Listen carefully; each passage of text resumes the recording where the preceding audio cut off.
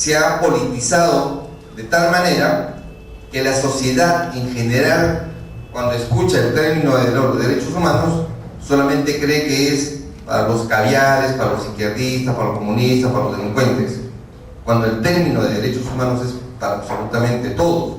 El propósito de los derechos humanos es defender por medios institucionalizados los derechos de las personas contra los abusos del poder cometidos por los órganos del Estado.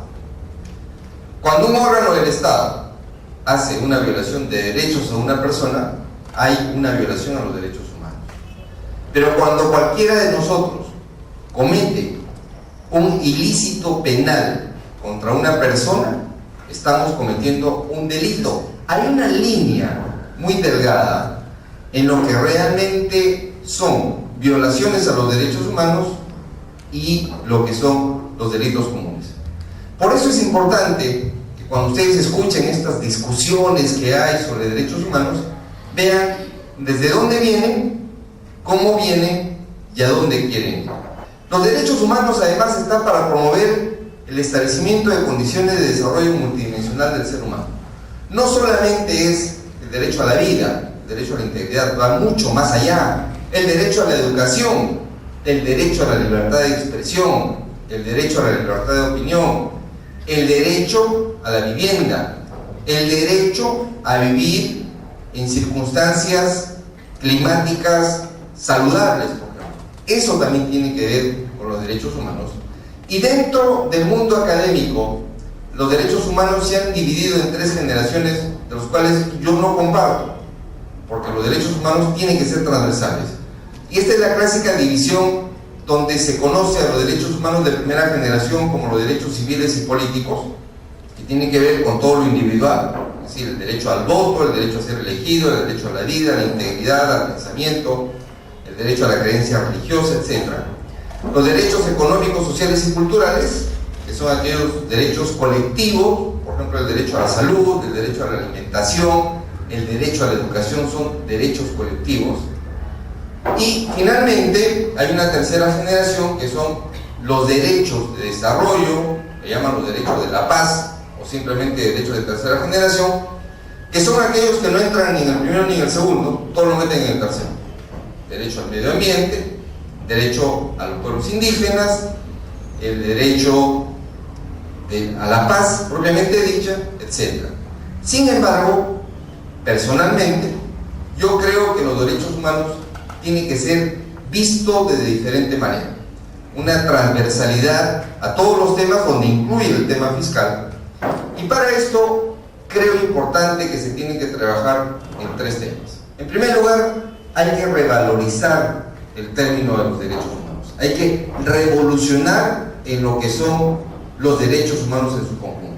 No podemos quedarnos en esa percepción equivocada que solamente los derechos humanos tienen que involucrar con el derecho a la vida, a la tortura, a la integridad. Tenemos que ir mucho más allá. Hay que revalorizarlo, hay que dar un nuevo concepto. Una vez hecho el concepto, hay que trabajar dentro de las sociedades para sensibilizar a todos los sectores en las violaciones a los derechos humanos. Y finalmente, el apoderamiento para la defensa, promoción y protección de los derechos humanos. Este cumplimiento de los derechos humanos debe basarse bajo principios reconocidos internacionalmente. Por ejemplo, la persona humana como fin supremo de las sociedades, que esto involucra el derecho a la vida, identidad, integridad moral, psíquica y física y a su libre desarrollo y bienestar. La igualdad entre la ley, nadie debe ser discriminado, garantizar la libertad de información, opinión, expresión y difusión del pensamiento, etcétera, etcétera, todo lo que se conocen como los primeros derechos, que son los individuales. Pero este cumplimiento tiene que ser protegido y garantizado desde políticas de Estado, que reflejen además las políticas internacionales de protección de los derechos humanos. Entonces, los derechos humanos que tienen que ver con la tributación. 4 cosas sencillas. Hace algún tiempo hubo una encuesta en Lima sobre el tema tributario, y a una pregunta que se hizo por Proética, que decía: evitar entregar boletas o facturas para no pagar impuestos es un acto de corrupción, el 92% de los encuestados decían que sí es un acto de corrupción. ¿Ustedes están de acuerdo, no es cierto? ¿O no? Sí. Sin embargo, había una tolerancia. Había un grupo que hablaba de más o menos el 75% podría evadir impuestos si es que sabían que no lo iban a descubrir. Dudaba: si no me descubren, puedo evadir impuestos. Y además, el no pedir factura para evitar el IGB, también había otro grupo, un poco más bajo, que toleraba que se hiciera. ¿Qué piensan las personas tolerantes a la evasión acerca de los impuestos? Un buen número, el 85%, decía que demuestra responsabilidad ciudadana, es bueno para la sociedad el pago de impuestos, hace ciudadano completo y permite solventar los gastos del gobierno, así como es una forma solidaria de distribuir riqueza. O sea, todo el mundo es consciente que los impuestos tienen esa finalidad. ¿Cómo justifican las personas tolerantes al fraude y la evasión de impuestos? El primer lugar es la corrupción, que eso yo creo que es motivo para que efectivamente la gente no pague impuestos, o diga: ¿por qué tengo que pagar mis impuestos? Si cada vez que yo pago salen todos los días actos de corrupción desde el Estado, los gobiernos regionales, los gobiernos municipales, etc. Cada domingo que vemos los programas en la televisión políticos, siempre hay denuncias de corrupción y son hechos con estos impuestos. Entonces, si pago impuestos, es para eso, no pago impuestos. La falta de ingresos es otra justificación por la cual las personas no pagan impuestos. Gano poco porque voy a pagar. Las tasas son muy altas, mal uso de los recursos, que tiene que ver con corrupción. El gasto del Estado no me beneficia, es decir, yo por qué voy a pagar impuestos si al final el hospital que están haciendo en una municipalidad pobre a mí no me va a beneficiar, pues no pago impuestos. Los ricos evaden impuestos, es otra de las respuestas. El gobierno tiene suficientes ingresos, el Estado es demasiado grande, baja probabilidad de ser descubierto, por eso hay mucha gente que no paga impuestos. Miren, el 32% no paga impuestos porque dice que hay baja probabilidad de que lo descubran, y el 31% dice que no paga impuestos porque la mayoría no lo hace. ¿Qué debería hacer el Estado para que los tolerantes a la evasión rectifiquen su comportamiento de cumplimiento? La gente dice que el Estado tiene que tener mayor gasto en programas sociales, menor corrupción, menores tasas impositivas, mayores beneficios para sus familias, proveer más servicios, apoyo al desarrollo empresarial, sueldos más realistas a los políticos, mayor equidad en el pago y que mejore la administración. Otra pregunta: en general, ¿por qué las personas compran sin comprobantes de pago? ¿Gana? Dicen porque el comerciante le dice que se le acabaron. Cuando hemos ido a veces a algún lugar, pedimos boleta, ¿qué se nos dice? Justo se me han terminado. Entonces no pasa nada, ya no insistimos en eso.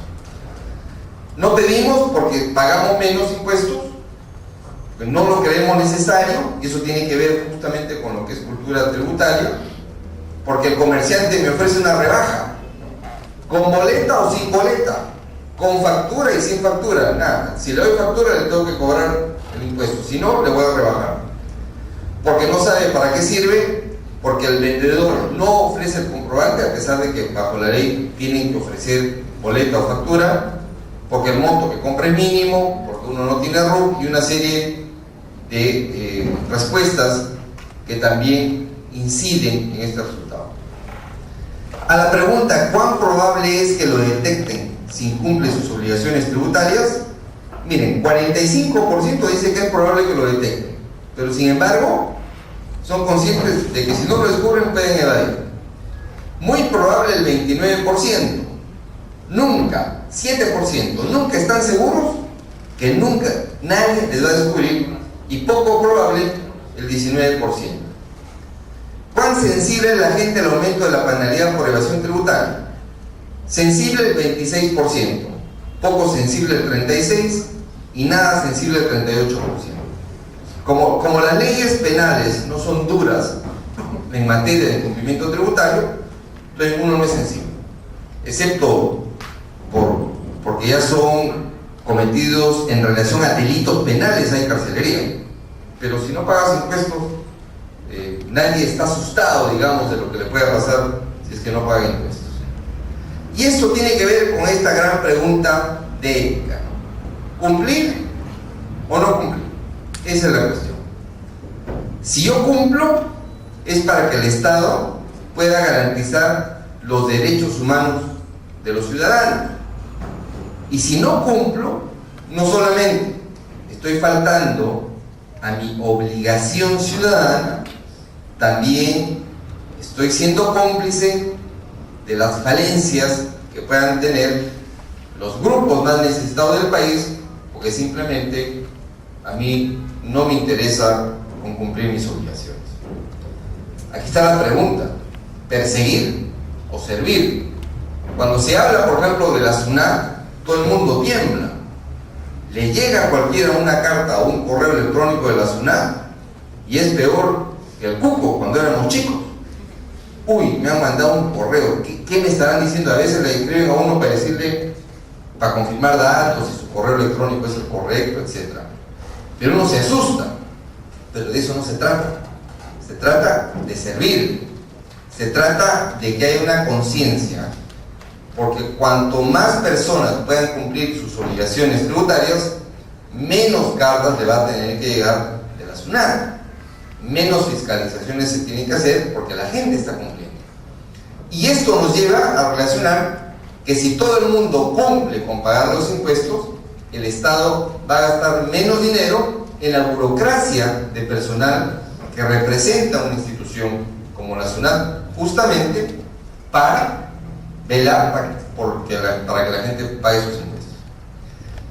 Entonces, los contribuyentes debemos de asumir una actitud como la forma de actuar, una actitud personal. Nosotros tenemos que vivir con actitudes frente a la vida. Ustedes como jóvenes tienen que asumir una serie de actitudes y valores que son la mejor herencia que pueden dejar a sus hijos incluso. Esa actitud de colaborar, actitud ética, actitud de cumplir con sus responsabilidades. El comportamiento nos tiene que llevar a tener una motivación social.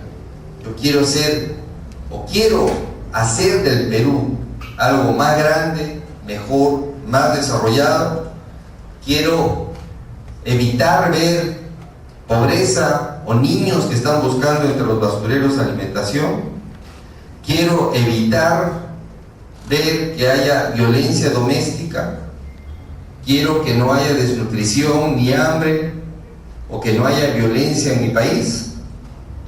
O quiero que haya una inclusión cultural donde en realidad todos nos sintamos iguales frente a la ley, frente a la sociedad, todos nos sintamos iguales como seres humanos. Y esa es la motivación social que uno debería de tener cambiando de actitud. Benjamin Franklin decía un dicho permanente, histórico y que nunca va a pasar de moda: en este mundo no hay nada cierto, excepto la muerte y los impuestos. Es decir, que todos nos vamos a morir en algún momento y todos vamos a pagar impuestos o pagamos impuestos en un momento. Nadie se va a salvar. Por eso aquellas personas que creen que no se les va a descubrir, siempre se les descubre. Y finalmente, si queremos que los derechos humanos sean garantizados por el Estado para que cumplan con la función tutelar de la persona y la sociedad, es importante construir una real conciencia tributaria. Es decir, persuadir en las personas, bajo principios del respeto por la vida, la dignidad de la persona, la formación de valores éticos, la igualdad de todos ante la ley, la garantía desde el Estado de los derechos humanos, para que asumamos una actitud dentro del diálogo, la tolerancia y cumplir con el deber tributario.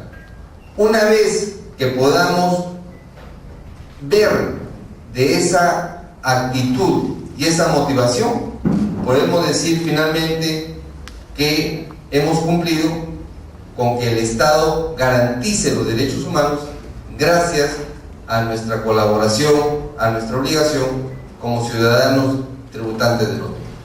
Muchísimas gracias.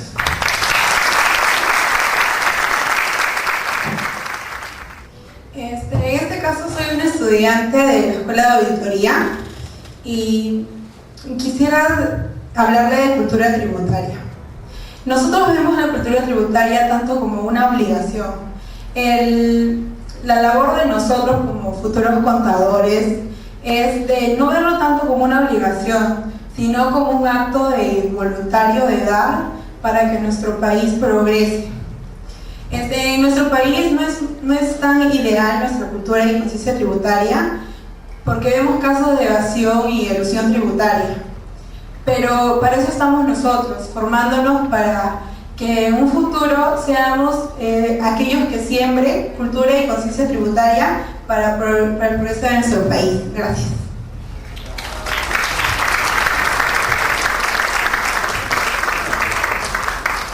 Bueno, yo los felicito por asumir esta actitud.